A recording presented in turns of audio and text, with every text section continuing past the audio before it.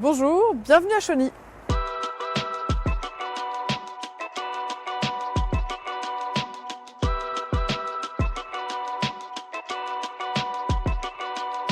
Et ici, il paraîtrait qu'il fait bon vivre. Avec ses nombreux équipements sportifs, ses équipements culturels aussi. Comme ici derrière moi, la médiathèque André Malraux installée dans un ancien collège complètement réhabilité. Et ici, on a aussi le boulevard Gambetta qui traverse la ville et qu'on compare souvent ici aux Champs-Élysées, mais sans les boutiques de luxe.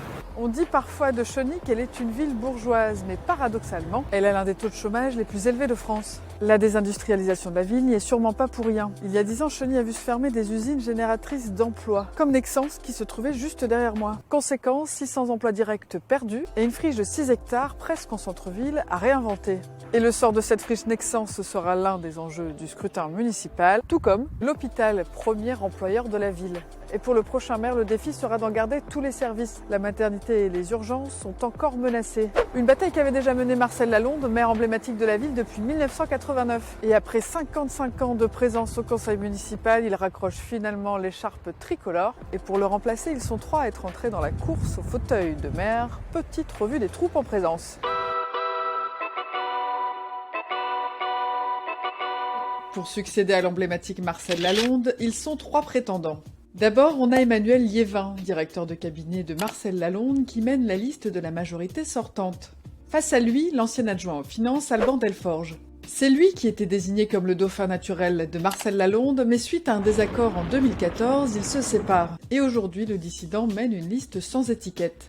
Enfin, on a José Borin, conseiller municipal d'opposition, il est le candidat du Rassemblement national. Malvoyant, il mène, non sans humour, la liste Voyons l'avenir ensemble à Chauny.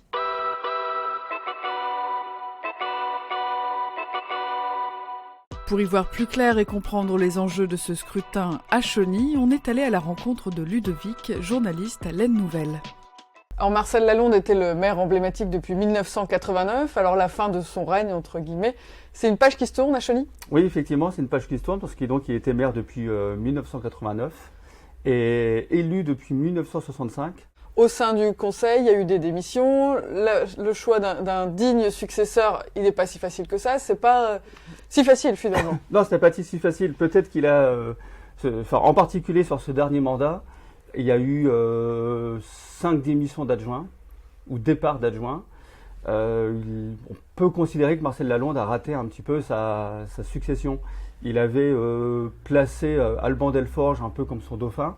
Et finalement, au fil du mandat, leurs relations se sont un petit peu effritées, quoi. Effritées, c'est ça. Donc, ce qui fait que sa succession n'a pas été réussie. Qu'est-ce qui va pouvoir faire la différence ? Parce que ces 3 candidats sont implantés aussi localement, on les connaît, ouais. C'était conseillers municipaux. Qu'est-ce qui va pouvoir faire la différence ? J'ai envie de dire peut-être leur personnalité, parce que les 3 candidats sont à peu près du même âge. Pour José Borin et Alban Delforge, ce sont des Chaunois. Emmanuel Liévin lui connaît plutôt bien aussi la ville de Chauny. Ensuite, tous les 3, aucun des 3 ne critique le bilan du maire. C'est-à-dire qu'ils s'appuient tous, ils disent tous, oui, Marcel Lalonde va quitter la ville, les finances sont plutôt saines, la ville est plutôt bien équipée, le cadre de vie est plutôt agréable. Donc après, j'ai l'impression que ça va se jouer un petit peu sur des détails. Alors, le programme de chacun va être important. Pour l'instant, il n'est pas encore sorti. Mais ça va se jouer, oui, sur la personnalité, peut-être aussi sur la notoriété des uns et des autres, des colistiers également. Est-ce que les étiquettes politiques entrent en jeu aussi ici, ou ça va vraiment être, comme on dit, et comme on disait, une bataille de personnalité ? Alors, les étiquettes politiques, à part le Rassemblement national, qui annonce clairement la couleur, les 2 autres listes en parlent, mais au minimum. C'est-à-dire que donc il y a la liste Emmanuel Liévin, qui est une grande liste d'union. C'est-à-dire qu'il y a la liste des sortants, il y a des sortants qui sont classés plutôt divers droite.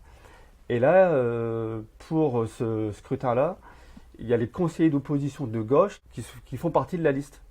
Et ensuite, il y a la liste d'Alban Delforge, qui a été investi par l'UDI et qui est soutenu par La République En Marche. On parlait de programmes qui ne sont pas forcément encore sortis, mais qu'est-ce qui va être les grands projets ou les gros dossiers sur lesquels le prochain maire devra devrait là déjà s'engager presque et puis avancer après. L'enjeu principal qui ressort de cette élection, c'est la sauvegarde ou le maintien du centre hospitalier de Chauny, qui est le premier employeur de la ville avec près de 900 salariés. Il y a toujours des craintes sur la fermeture, non pas de l'hôpital, mais de services. Jamais complètement rassuré sur la pérennité de la maternité, sur le service des urgences. Donc là, évidemment, ça va être un réel enjeu pour le futur maire. D'une manière générale, les services publics, il y a également un hôtel des finances qui lui est menacé de fermeture. Et puis il y aura évidemment peut-être la mise en place des fameuses maisons France Service. Qui succédera à Marcel Lalonde à la tête de la commune? La réponse est maintenant dans les mains des Chaunois.